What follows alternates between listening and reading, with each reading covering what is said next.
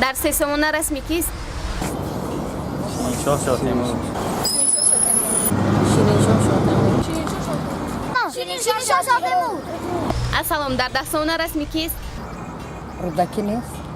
روستیگه با مثل عرالش کردن. چی؟ در ده سومانه من جمعه رسمی؟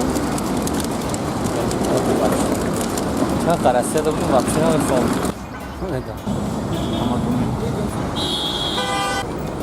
میر سعید علی حمدانی. در 20 سومانه رسمی کیست؟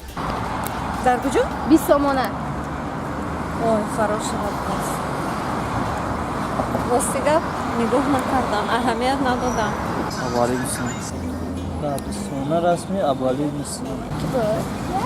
صدرالدین عینه. عبدالله نیسنو. سلام علیکم، در 5 سومانه رسمی کیست؟ من رسما تاکید دارم. نامه دارم. ندارم. تشکر. بله. بابا جان غفور. در 200 سومانه رسمی کیست؟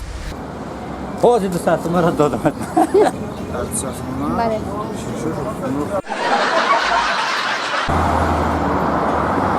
نصرت مقصود.